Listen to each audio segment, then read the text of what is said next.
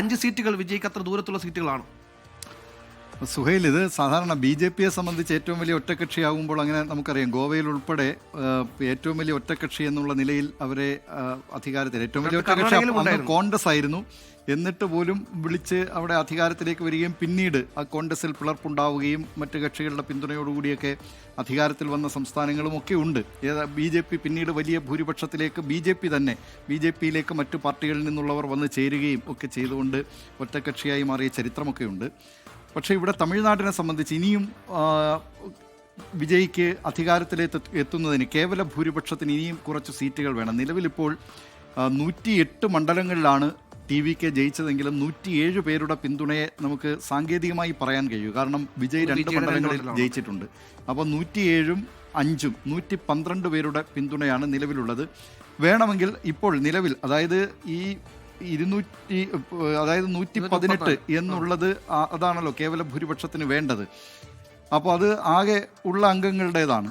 അതിൽ ഈ വിജയിയുടെ ഇതുകൂടി കൂട്ടിയിട്ടാണ്. അതുകൊണ്ട് സാങ്കേതികമായി പറഞ്ഞാൽ അത്രയും സംഖ്യ ഇനി വേണ്ടത് 118-ലേക്ക് എത്താൻ വേണ്ട അംഗബലമുണ്ട്. അതിൽ കോൺഗ്രസിൽ നിന്ന് 5 പേരാണ് പിന്തുണച്ചിരിക്കുന്നത്. അപ്പോൾ അങ്ങനെ വരുമ്പോൾ 108-ഉം 5-ഉം 113. PMK കിടക്കുന്നുണ്ട്, CPI കിടക്കുന്നുണ്ട്, CPM കിടക്കുന്നുണ്ട്, അതിനപ്പുറത്തേക്ക്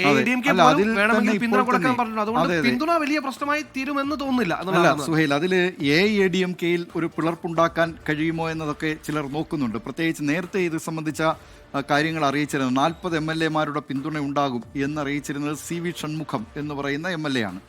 AIADMK-യുടെ ഒരു പ്രധാനപ്പെട്ട നേതാവാണ്. അത് പിന്നീട് എടപ്പാടി പളനിസ്വാമി അടക്കം, അദ്ദേഹമാണല്ലോ ആ പാർട്ടിയുടെ ജനറൽ സെക്രട്ടറി, അദ്ദേഹം ഒന്നും ആ നിലയിലുള്ള ഒരു പ്രതികരണം നടത്തിയിരുന്നില്ല. ഇപ്പോൾ വന്നിരിക്കുന്നത് അങ്ങനെ AIADMK പിന്തുണയ്ക്കില്ല എന്നാണ്. അങ്ങനെ വന്നാൽ ഒരുപക്ഷെ AIADMK-ൽ കുറച്ച് MLA-മാർ TVK പാളയത്തിലേക്ക് വരാനുള്ള സാധ്യതയുണ്ട്.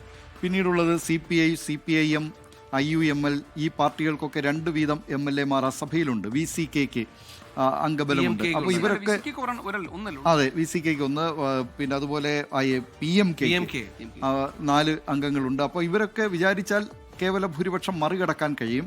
ഒരു കംഫർട്ടായിട്ട് ആ ഭരണം മുന്നോട്ട് കൊണ്ടുപോവുക എന്നതാണ് വിജയെ സംബന്ധിച്ച് ഏറ്റവും പ്രധാനപ്പെട്ട കാര്യം. അതുകൊണ്ട് ആ കാര്യങ്ങളൊക്കെ ആലോചിച്ച് ഇപ്പോൾ തന്നെ ഈ കോൺഗ്രസിനെതിരായി DMK സഖ്യത്തിൽ നിന്നാണ് കോൺഗ്രസ് മത്സരിച്ചത്.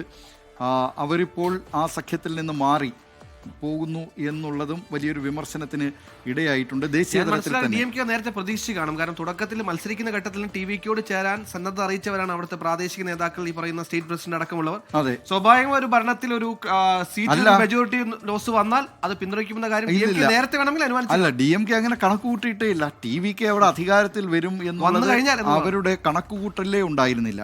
അപ്പോൾ അതുകൊണ്ട് തന്നെ കോൺഗ്രസ് DMK പക്ഷത്ത് നിന്ന് ജയിച്ചു. അതിനുശേഷം അവരിപ്പോൾ TVK പക്ഷത്തേക്ക് മാറുകയാണ്. CPI അങ്ങോട്ട് മാറില്ല എന്ന നിലപാട് പ്രഖ്യാപിച്ചിട്ടുണ്ട്. CPIM ഇതുവരെ ഇക്കാര്യത്തിൽ നിലപാട് വ്യക്തമാക്കിയിട്ടില്ല. IUML പറയുന്നത് കഴിഞ്ഞ ദിവസം സാദിഖ് അലി ശിഹാബ് തങ്ങൾ പറഞ്ഞത് തമിഴ്നാട് ഘടകമെടുക്കേണ്ട തീരുമാനമാണ്. ദേശീയ തലത്തിൽ ഇതെല്ലാം ഇന്ത്യ സഖ്യത്തിൻ്റെ ഭാഗമായി നിൽക്കുന്നതാണ്. അതിൻ്റെ പ്രധാനപ്പെട്ട നേതാവാണ് MK സ്റ്റാലിൻ. പക്ഷേ സംസ്ഥാനത്തേക്ക് വരുമ്പോൾ സ്ഥിതി മാറുകയാണ്.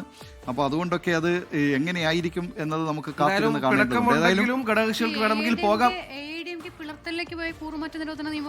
അതൊക്കെ വരും. പക്ഷേ അതിന്റെ അതെ പിളർത്തുകയാണെങ്കിൽ കൂറുമാറ്റ നിയമം ഒക്കെ വരും. പോരാട്ടത്തിലേക്ക് ശിവസേന വിഭാഗവുമായി ബന്ധപ്പെട്ട് നമ്മൾ കണ്ടതാണ്.